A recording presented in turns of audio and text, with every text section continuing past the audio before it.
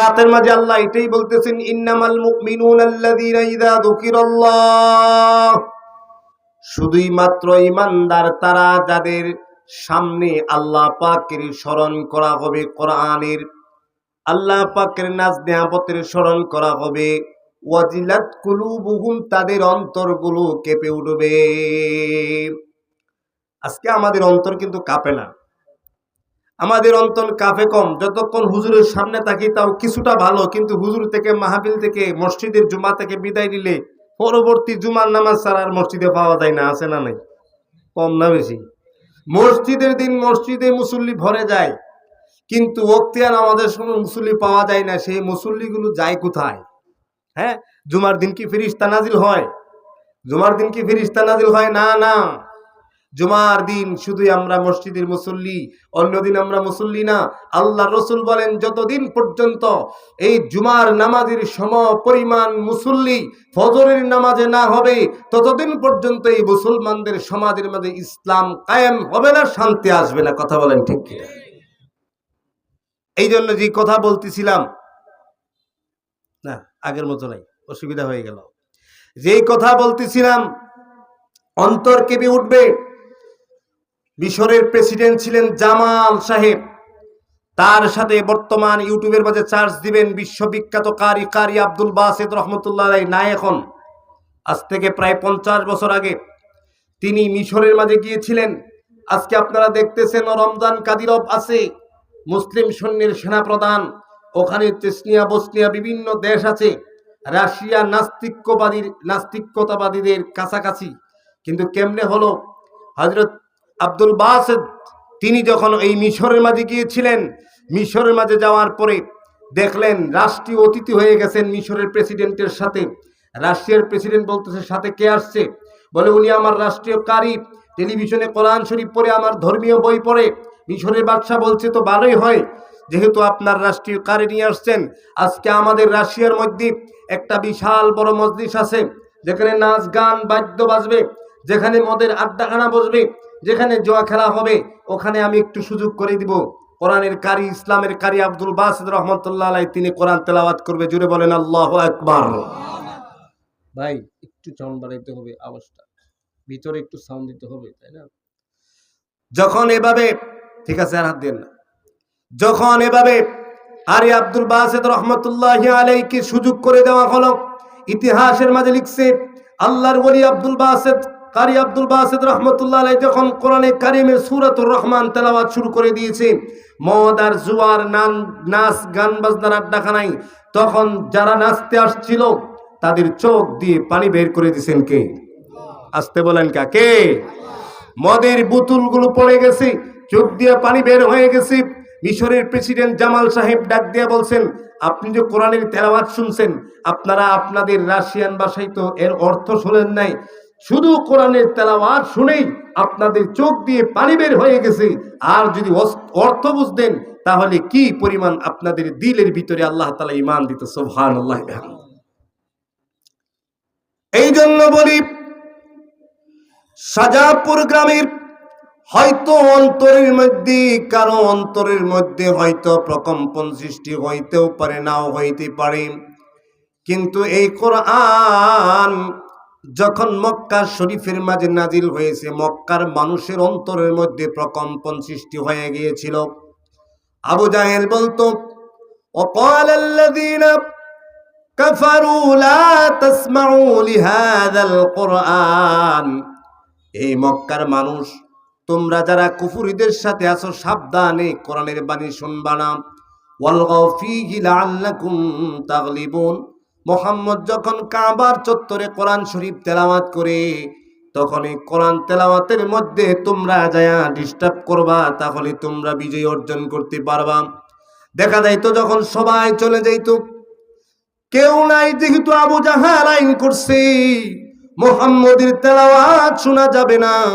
কিন্তু কোরআন এমন একটি কিতাব, যে কিতাব আল্লাহর পয়গম্বর যখন কাবা শরীফের মধ্যে পড়তেন, চতুর্দিকে কোনো কাফের না থাকলেও আবু জাহালের মতন একজন বড় লিডার কোরআন শোনার জন্য নবীজির কাছে চলে আসতো। সুবহানাল্লাহ। কোরআন এমনই একটি কিতাব, ইযা তুলিয়াত আলাইহিম যাদাতহুম ঈমানা, যখন এই কোরআন তেলাওয়াত করা হবে, আল্লাহর এই কোরআনের মাহফিল হবে, মাজলিস হবে, হয়তো আমার ঈমান বাড়ে না, আরেকজনের বাড়বে। হয়তো আমার অন্তরে লাগে না, কিন্তু কোনো না কোনো এক যুবকের অন্তরে লেগে যাবে। সে তওবা করে মোবাইল থেকে, ইউটিউব থেকে, টিকটক থেকে ফিরে আসবে। কথা বলেন ঠিক কিনা? আমি সর্বশেষ একটি কথা বলে শেষ করতে যাব। আমার বন্ধুগণ, গভীর মনোযোগ শুনেন। আমাদের ভারতের পাশে একটি রাষ্ট্র আছে। আমি এখানে এভাবেই বলি কোরআন থেকে, যে ওয়াইদা তুলিয়াত আলাইহিম আয়াতুহু যাদাতহুম ঈমানা, ঈমান বেড়ে যাবে। ইমাম বুখারী রাহমাতুল্লাহি আলাইহি বলেন যে আল ঈমান ইয়াজিদু ওয়া ইয়ানকুসু। এখানে ওলামায়ে কেরাম থাকলে বুঝবেন, ঈমান বাড়ে এবং কমে। জোয়ারের পানি যেমন বাড়ে এবং কমে, আপনি আমার ঈমান বাড়ে এবং কমে। সুবহানাল্লাহ বলেন। তাহলে সেই ঈমান কমানোর সুযোগ নাই, কমতে দেওয়া যাবে না। মজলিসে আইসা, কোরআনের মজলিস, তাফসিরুল কোরআন মাহফিলে আইসা ঈমান বাড়াইতে হবে। কথা বলেন ঠিক কিনা? আমাদের পাশের রাষ্ট্র মালদ্বীপ, ভারতের পাশের রাষ্ট্র মালদ্বীপ, একটা রাষ্ট্র, যে রাষ্ট্রের সবাই ছিল হিন্দু বৌদ্ধ। আজকে সেই রাষ্ট্রের প্রত্যেকটা মানুষ 100% মুসলমান। সুবহানাল্লাহ। প্রত্যেকটা মানুষ মুসলমান কেমনে হয়েছে? আল্লামা ইবনে বতুতা রাহমাতুল্লাহি আলাইহি তিনি তার সফরনামার মধ্যে লিখছেন, তিনি যখন ওখানে গেলেন, ওই এলাকার মানুষকে জিজ্ঞেস করলেন, তোমাদের হিন্দু ধর্মের, হিন্দু বর্ণের, হিন্দু রাষ্ট্রের কাছের মানুষ সবাই কেমনে মুসলমান হইলা? ওই এলাকার মানুষ বর্ণনা দেয়, এই পাশের সমুদ্র দিয়ে আরবের একটা জাহাজ যাইতেছিল। ওই আরবের জাহাজের মধ্যে যতগুলো মানুষ ছিল, তুফানের কারণে, ঝড়ের কবলে পড়ে ওই জাহাজ উল্টে সমস্ত মানুষগুলো সমুদ্রের মাঝেই শেষ হয়ে গেল। শুধুমাত্র একটা মানুষ, আরবের সুন্দর চেহারার অধিকারী একটা যুবক শুধুমাত্র বেঁচে গেল। ওই যুবকটা বাঁচার একটা কারণ আছে, আল্লাহ পাকের বিশেষ রহমত। আল্লাহ সুবহানাহু ওয়া তাআলা একটা কাষ্ঠ তার কুলের কাছে পৌঁছায়া দিয়েছেন। সমুদ্রের মধ্যে যখন সাঁতার কাটতেছিল, একটা কাঠের উপরে ভর করে পুরা সমুদ্রটা সাঁতরাইয়া সাঁতরাইয়া যখন সাঁতার কেটে সমুদ্রের পাড়ে চলে আসলো, সকালবেলা যখন মানুষ মাছ মারতে গেল সমুদ্রের কাছে, যায় দেখে কি সুন্দর চেহারার একটা যুবক, মুখের মাঝে এখনো দাড়ি নাই, চেহারা খুব মায়াবী মায়াবী, খুব টেনশন যুক্ত মানুষটা। এই যুবক মানুষটারে সমস্ত মাঝিরা আশ্চর্য হইয়া গ্রহণ করলো। জিজ্ঞাসা করতেছে, তুমি কোথা থেকে আসছো? কিন্তু কিছুই বলতে পারে না। কারণ হলো আরব দেশের ভাষা হলো আরবি, হিন্দু দেশের ভাষা হলো হিন্দি। কথা বলেন ঠিক কিনা? কিছু বোঝে না, কিন্তু এতটুকু বোঝাইছে যে আমরা এখানে আসছিলাম তুফান আর ঝড় তুফানের কারণে সবাই মারা গেছে, আমি একা আছি, কেউ নেই না, কেউ নেই না, কার বাড়িতে জায়গা দিবে? দেখতে অন্যরকম দেখা যায়, বাসায় ভিন্ন রকম দেখা যায়, কিন্তু একটা বৃদ্ধা সে আয়সা যখন দেখলো, তার অন্তরের মধ্যে মায়া লাগা গেছে। সে তার বাড়ির মেহমান বানায় আরবের একটা যুবকরে নিছে। ওই যুবকটা যখন ওই বাড়িতে ছিল, অনেক দিন থাকতে থাকতে এই যুবকটারে দেখে, যুবকটা এত সৎবান, ওই বাড়িতে একটা যুবতী মেয়ে আছে, কোনোদিন এই যুবতী মেয়ের দিকে কোনোদিন চোখ উঁচু করে তাকাই নাই। সুবহানাল্লাহ। কোনোদিন তাকাই নাই। যুবক সারাদিন কাঠ কাটে, বিকালবেলা বিক্রি করে, রাত্রেবেলা নামাজ পড়ে, তাহাজ্জুদের নামাজ পড়ে। সেই বৃদ্ধা অত্যন্ত খুশি আর আনন্দিত যে এমন ভালো ছিল তো আমার হিন্দু ধর্মের মধ্যেও হয় না, এমন ভালো ছিল তো আমাদের এলাকার মধ্যে কেউ জন্ম দেয় না। কারণ সে আরবি মানুষ, খাঁটি আরাবিয়ান যারা, তারা খুব মেহমানদারি হয়, তারা নবীজির বংশের, সাহাবাদের বংশের যদি হয়, তাদের হৃদ্যতা আত্মা অনেক বড় হয়। তারা সকল মানুষের জন্য দস্তরখান বিছিয়ে দেয়, দান খায়রাতের হাত বাড়াইয়া দেয়। কথা বলেন ঠিক কিনা? এই যুবকরে দেখে বৃদ্ধা খুব খুশি। প্রতিদিন যুবক যায় পাহাড়ে লাকড়ি আনতে। হঠাৎ করে একদিন আইসা ঘরের মাঝে দেখে বৃদ্ধা কাঁদতেছে। যুবতী সেই মহিলাটা, মেয়েটাও কাঁদতেছে।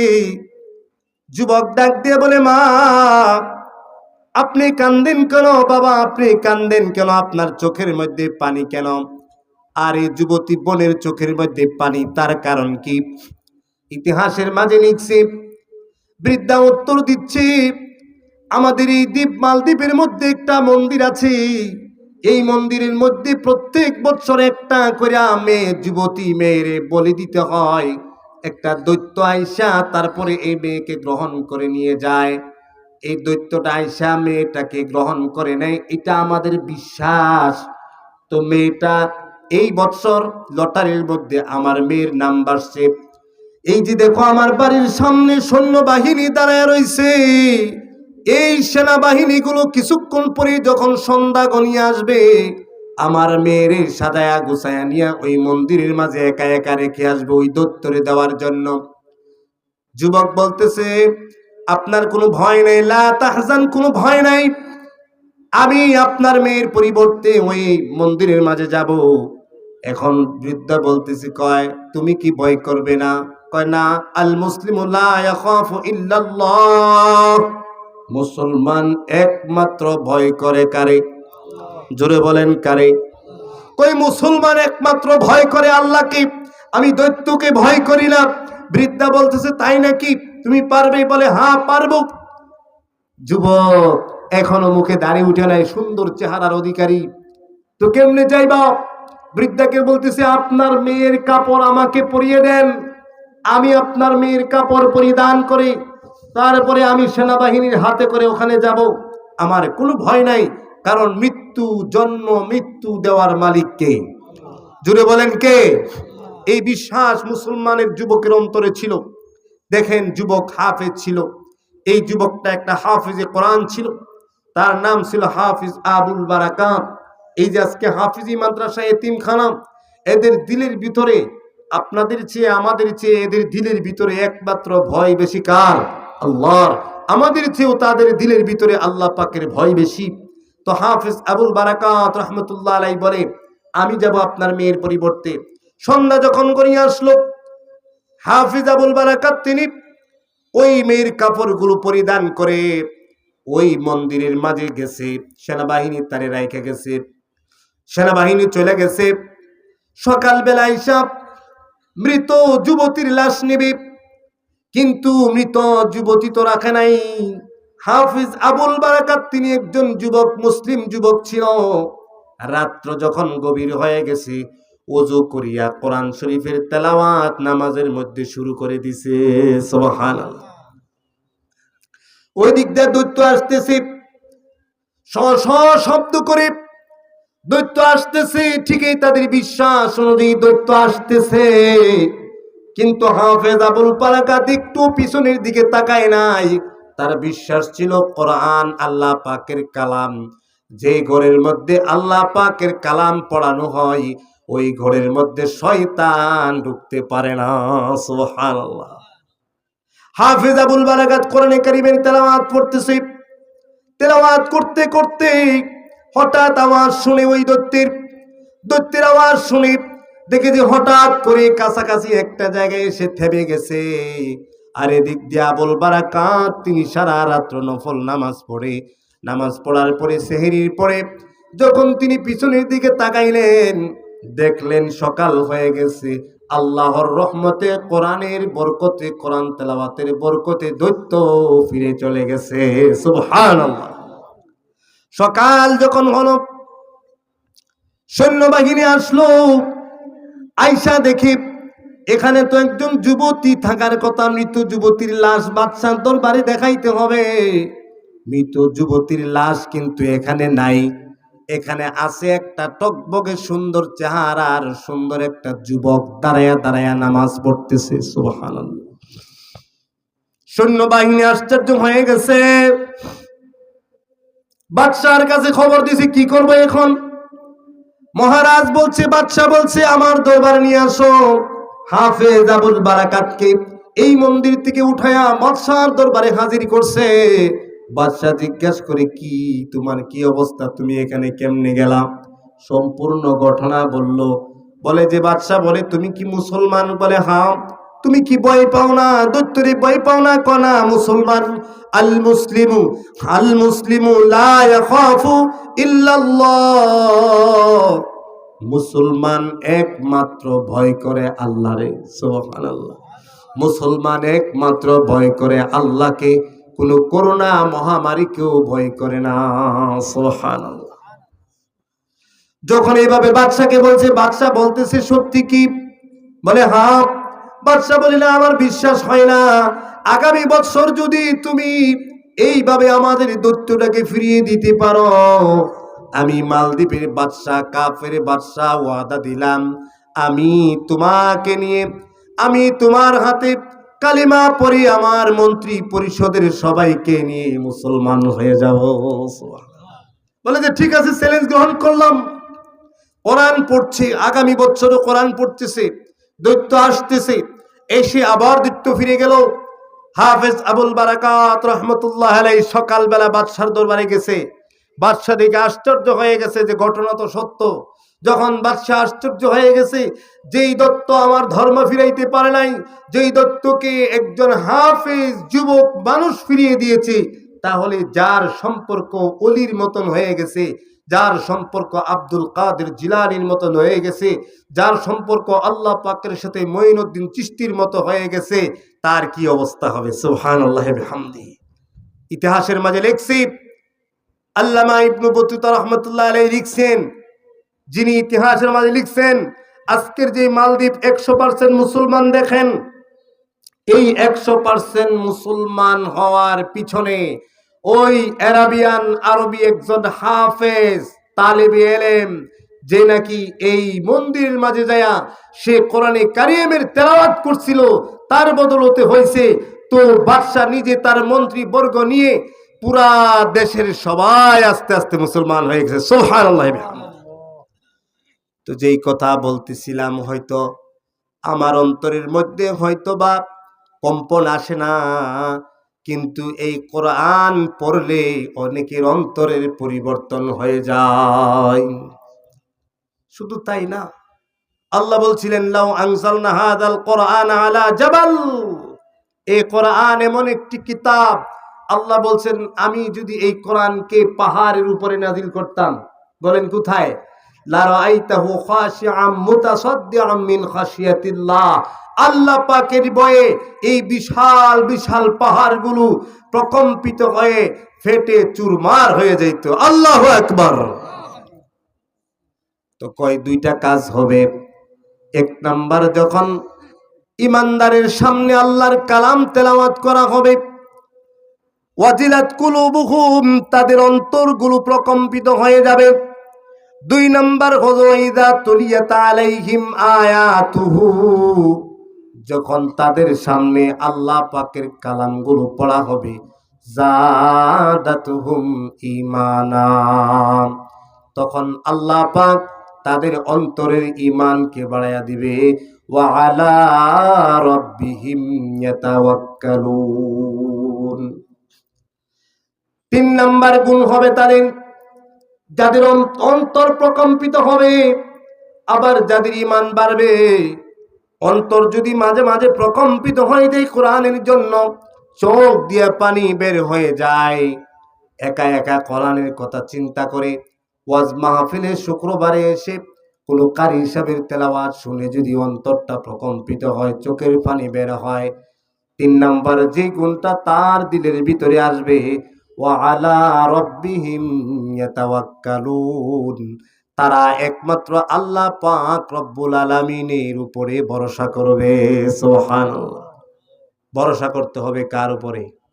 এটা দিয়ে আস্তে কোন, ভরসা করতে হবে কার উপরে? আল্লাহর উপরে।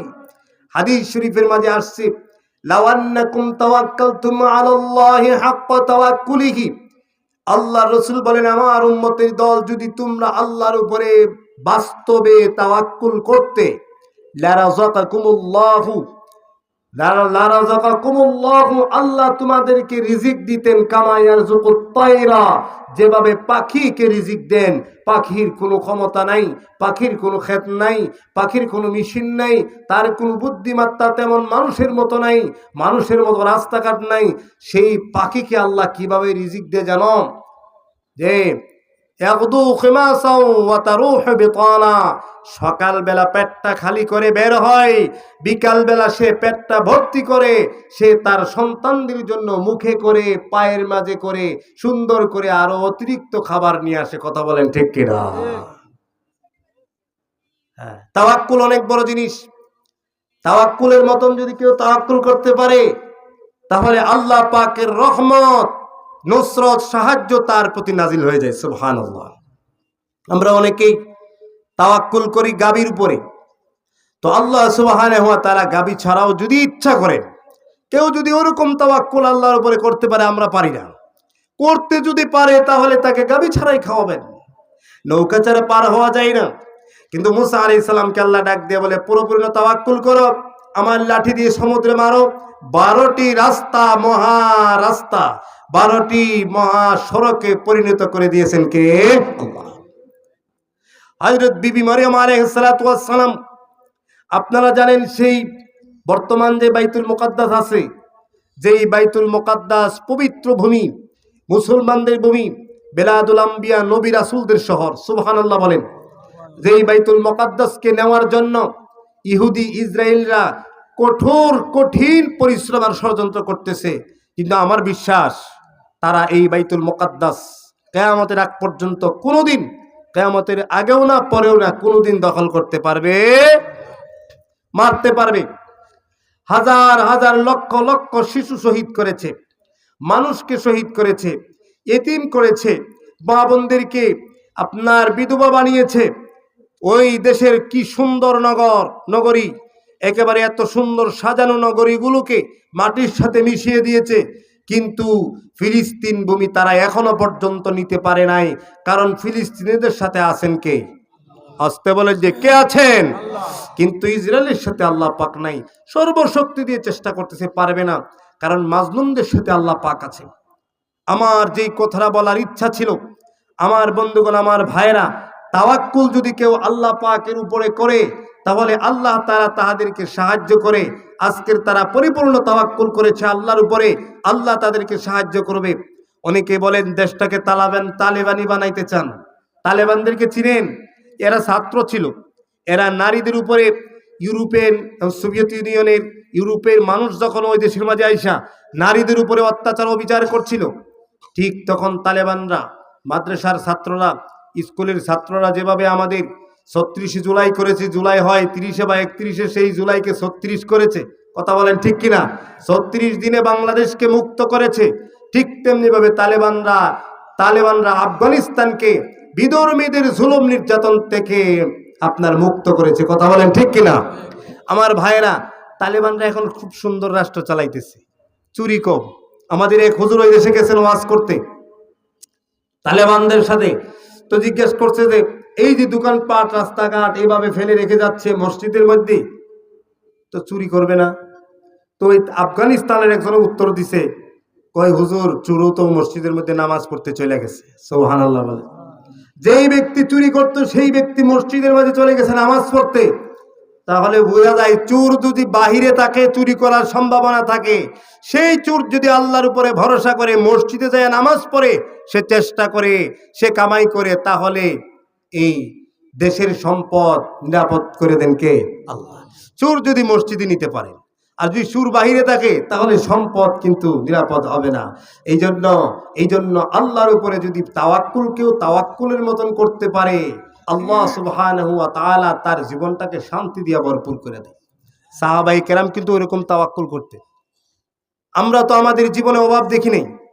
সত্যি আমাদের গায়ের পোশাক অনেক ভালো, আমাদের জমিন ঘর বাড়ি অনেক সুন্দর, আমাদের ক্ষমতা অনেক ভালো, অনেক বেশি, আমাদের বাড়িতে, দোকানে, গোডাউনে, সরকারি কোষাগারে, সরকারি ভান্ডারে অনেক রিজিক আছে, কোনো কিছুর অভাব নাই। কিন্তু সাহাবায়ে কেরাম মাঝে মাঝে আইসা আল্লাহর রাসূলকে বলতে, হুজুর দেখেন তো পেটের ক্ষুধার কারণে খাইতে পারি না, অভাব দেশে ক্ষুধার কারণে পেটের মাঝে একটা পাথর বাঁধছি। সুবহানাল্লাহ বলে।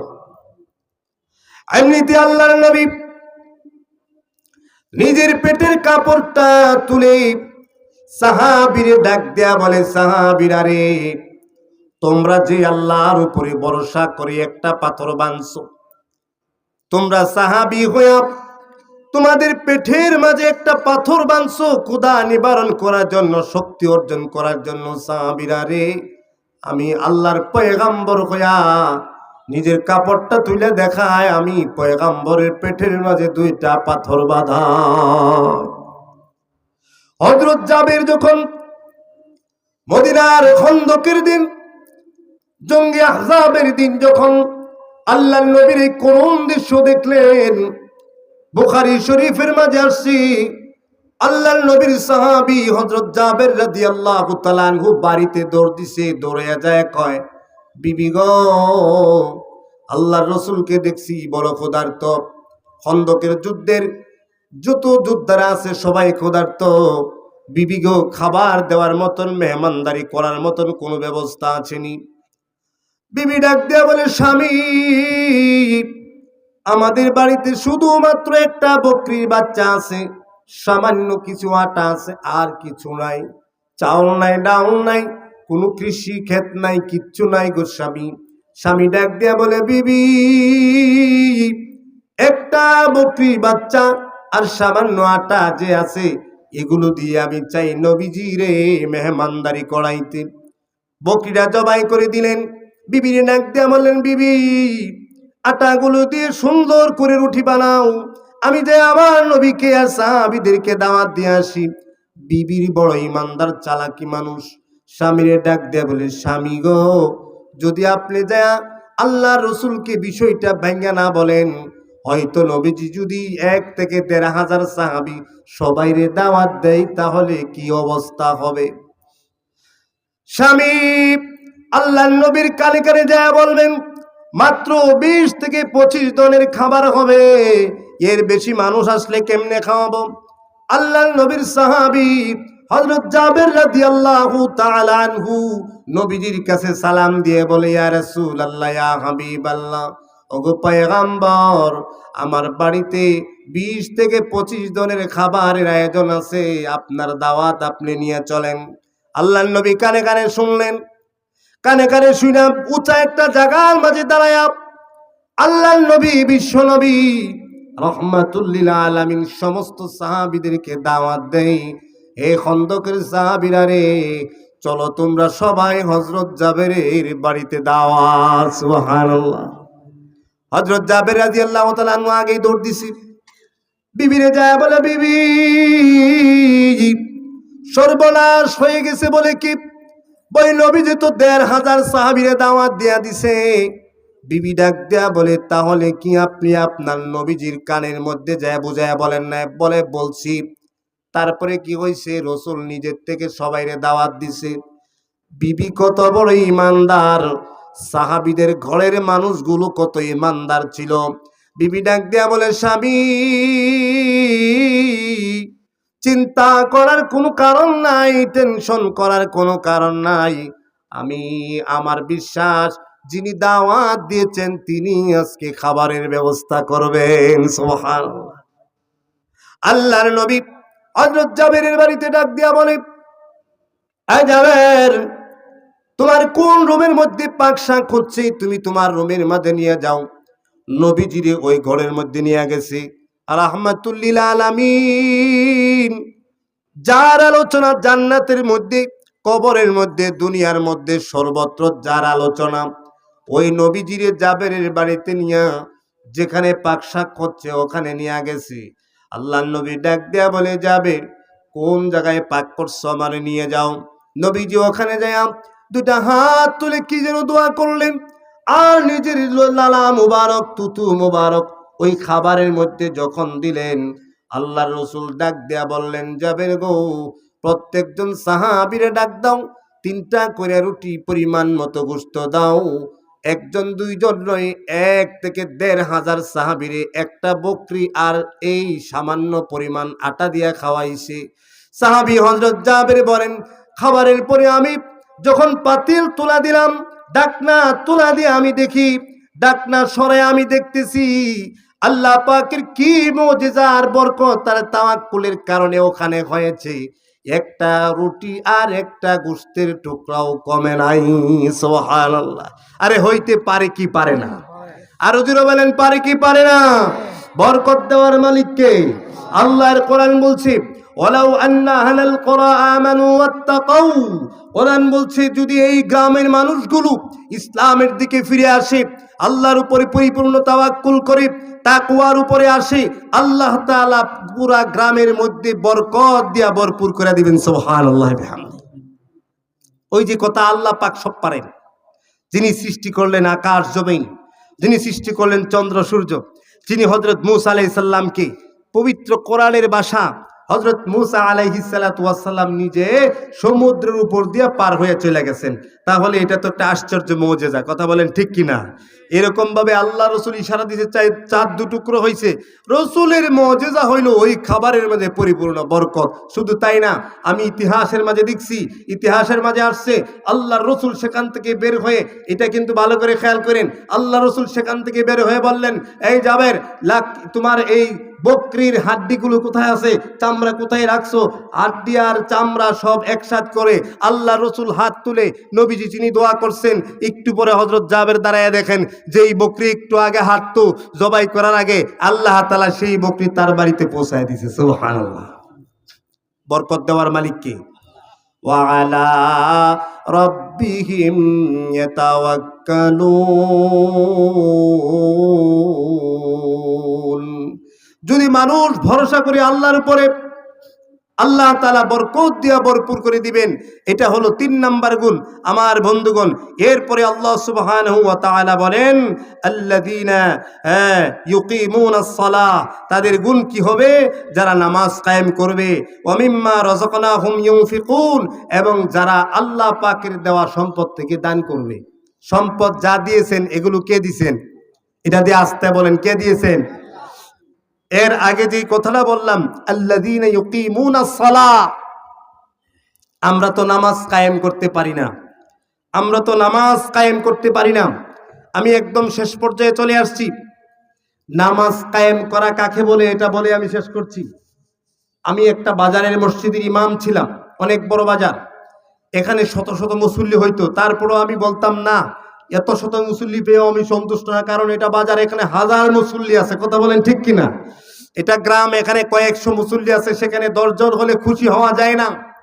কারণ আল্লাহ তাআলা বলছেন আল্লাযীনা ইউকিমুনাস সালাহ, যারা নামাজ কায়েম করে। 1 নাম্বার নামাজ কায়েম করার অর্থ হলো নিজে পড়বে, সবাইকে পড়ানোর চেষ্টা করবে। এক কথা, নিজে নামাজ পড়বে, সবাইকে পড়ানোর চেষ্টা করবে। নিজের বিবিকে, বাবাকে, মাকে, সন্তানকে, নাতি নাতিন, মেয়ে, মেয়ের জামাই, ছেলে, ছেলের বউ, সবাইকে একজন কর্তা হিসাবে নামাজের আদেশ করার জন্য হুকুম করেছেন কে? আল্লাহ। যদি আপনি সবাইকে নিয়ে নামাজ পড়তে পারেন তো নামাজ কায়েম হয়েছে। 2 নাম্বার কায়েমের মানে হলো জামাতের সাথে নামাজ আদায় করতে হবে। 3 নাম্বার কায়েমের মানে হলো রুকু, সেজদা, খুশু, হুজুর সাথে ধীরস্থিরভাবে আদায় করতে হবে। তাড়াহুড়া করে অনেকে যায় মসজিদে নামাজ পড়ে। ইমাম সাহেব যখন দেখবেন অনেক মুসল্লি, আমি খেয়াল করি, দেখবেন তাশাহুদ পড়তেছে না, তাশাহুদের উপরে দুরূদ শরীফ, দোয়া মাসুরা পড়ে শেষ করতে না করতে কিছু মুসল্লি এমন আছে গলার মাঝে কাশি দেয়। এই বজ্জাতগুলো গলার কাশি দেয় প্রতিদিন, প্রতি ওয়াক্ত। ও বুঝায় যে আমার সূরা কেরাত পড়া শেষ। ওরে যদি ফারান আপনি দুইটা উল্টা করে যদি ফারান তো কুল হুয়াল্লাহ সূরা শুদ্ধ করে বাইরে তোরা হ্যাঁ কাশি দে, হ্যাঁ কাশি দে, আসলে কাশি নাই না, এটার মানে হলে পড়ে শেষ। ইমাম সাহেবের আগে কি তার পড়া শেষ। এগুলা নামাজ না, এগুলা নামাজ না। নামাজ কায়েম করার মানে হলো, মা বোনরা যদি থাকেন ভালো করে শুনবেন, রুকু ভালো করে করতে হবে, সেজদা ভালো করে করতে হবে, কোরআন তেলাওয়াত সহি শুদ্ধ করে করতে হবে, জামাতের সাথে আদায় করতে হবে, কাতার যদি হয় তাহলে কাতার সোজা করতে হবে। এরকম ভাবে আপনি নামাজে দাঁড়ানোর আগে হক হালাল কামাই করে তারপরে নামাজে দাঁড়াইতে হবে। এখন আমরা যে নামাজ পড়ি এই নামাজ তো আমরা নিজেদের আরো বদদোয়ার কারণ হয়ে যায়। হাদিসের মাঝে আছে, নামাজ যদি নামাজের মতো হয়, নূর হয়ে আল্লাহর দরবারে যায় বলে আল্লাহ। এই সাজাপুর গ্রামের মসজিদের মধ্যে আব্দুল করিম এত সুন্দর করে আমি নামাজকে হেফাজত করেছে, আল্লাহ তুমি না তারও এর চেয়ে আরো সুন্দর করে হেফাজত করিও, সুবহানাল্লাহ। আর যদি নামাজটা নষ্ট হয়ে যায়, নামাজ সিরা পলিথিন সিরা কাপড়ের মতন আপনার গুটাইয়া তারপরে উপরের দিকে উঠতে থাকে আর বলতে থাকে তুমি আমারে যেমন ধ্বংস করছো তোমারেও আল্লাহ সেভাবে ধ্বংস করুক। আমি মনে করি আজকে সমাজ অধপতনের পিছনে 1 নাম্বার কারণ হলো আমরা সবাই নামাজি না, ভালো করে নামাজ পড়তে পারি না। কারণ এই নামাজ চিরা পুরাতন কাপড়ের মতন গুছায়া ফুটবলের মতন বালায়া, হাদিসের মাঝে আসছে সেই এই সাজাপুর গ্রামের কথার কথা বোঝানোর জন্য বলতেছি, গ্রামের ওই মুসল্লির চেহারার উপরে মারে আর বলে তুই এমন ধ্বংস হ যেভাবে তুই আমার নামাজকে নষ্ট করছিস। এই জন্য লোকমান হাকিম রহমতুল্লাহ আলাই তিনি বলতেন, বা আলাইহিস সালাতু ওয়াস সালাম তিনি বলতেন যে তুমি নামাজের মাঝে মন সামলাও, মজলিসের মাঝে মুখ সামলাও, আর খাবারের মাঝে পেট সামলাও। 3টা উপদেশ দিতেন। বলেন কয়টা? 3টা। এই 3টার একটাও যদি ছুড়ে তাহলে কিন্তু উপায় নাই। আমি শেষমেশ বলে যাচ্ছি, 1 নাম্বার, নামাজের মাঝে যদি মন ছুটে যায়, শয়তান যদি আপনার মন নিয়ে যায়, সেই নামাজ শেষ। 2 নাম্বার, মজলিসের মাঝে যদি আপনি জবান ঠিক না রাখতে পারেন, ওয়াজের ময়দানে বা একটা মিটিংয়ে বসছেন বা একটা মজলিসে বসছেন, সেখানে যদি আপনি আপনার জবানকে হেফাজত না করতে পারেন তাহলে কিন্তু অপমানের শেষ নাই। কথা বলেন ঠিক কিনা? 4 নাম্বার হলো খাবার বেশি আসলেই বেশি খাওয়া যাবে না। কারণ হলো যারা বেশি খাইছে তারা বেশি মরছে, যারা কম খাইছে পরিমাণ মতো খাইছে তারা সুস্থ হয়ে গেছে। কথা বলেন ঠিক কিনা? বেশি খাইলে কিন্তু মানুষ বেশি দিন বাঁচে না, বেশি খাইলে মানুষ সুস্থ হয় না, বেশি খাইলে ডায়াবেটিস হয়, বেশি খাইলে আপনার শরীর দুর্বল হয়, ভুঁড়ি বাড়ে, সুস্থতা কমে। কিন্তু পরিমাণ মতো যদি খায়, লোকমান হাকিম তিনি বলেন, বাবা তুমি তোমার খাবারের মাঝে যখন বসবা, তুমি তো আমি ওলির ছেলে, আমি নবীর ছেলে, যখন খাবার খাইতে বসবা খাবারের তো অভাব হবে না, মানুষের হাদিয়ার তো অভাব নাই, তো হাদিয়া আসলে খাবার আসলে এত পরিমাণে খায়ও না যে তুমি অসুস্থ হয়ে যাও, এত পরিমাণে খায়ও না যে তুমি অসুস্থ হইলে ট্যাবলেট খাইতে পারো। ইমাম শেখ সাদী রহমতুল্লাহ এই ঘটনায় আনছেন, এই কথাই বলছেন। কয়েক এই পেটুক এমনভাবে খাইছে, খাওয়ার পরে অসুস্থ হয়েছে, তারে এখন আর পেটের মধ্যে ওষুধ দেওয়ার মতন জায়গা নাই, দিলে বের হয়ে চলে আসে। আমি মনে করছেন যে না ভইরা বলতেছি না, আল্লামা ইকবাল, শেখ সাদী রহমতুল্লাহ আলাই তারা তো বড় বড় আলেম ছিলেন, বিজ্ঞানী ছিলেন, তারা লিখছেন। অনেকে দেখবেন বইলে 3জন 4জন একসাথে বইলে একজন যদি একটু ব্যতিক্রম ধর্মী পড়ে তাহলে 3 জনের খাবার 3 জায়গা থেকে টাইনে এনে হেখায় আপনার, এরকম আছে না নাই?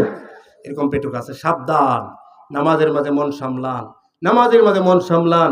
আল্লাযীনা ইউকিমুনাস সালাহ, আল্লাহর রাসূল বলছেন যারা নামাজ কায়েম করবে তারা হলো মুমিন, যারা নামাজ কায়েম করবে তারা হলো উলাইকাল মুমিনুনা হাক্কা, তারা হলো প্রকৃত মুমিন। সুবহানাল্লাহ বলেন। 4-5 নাম্বার যে গুণটা বলছেন, আল্লাহ সুবহানাহু ওয়া তাআলা বলছেন ওয়া মিম্মা রাযাকনাহুম ইউনফিকুন। এই কথাটা বলে আমি শেষ করছি। দেখেন এখানে আমি এই হাদিস এই আয়াতের তাফসিরি যখন পড়ি, এখানে আল্লাহ তাআলা বান্দাকে আল্লাহর সাথে সম্পৃক্ত করছেন। বান্দাকে আল্লাহর সাথে কি করছেন বলেন? সম্পৃক্ত করছেন। এখন বলবেন হুজুর এটা কিভাবে বললেন? আল্লাহ তাআলা এখানে ডাক দিছেন ওয়া মিম্মা রাযাকনাহুম ইউনফিকুন। আল্লাহু আকবার।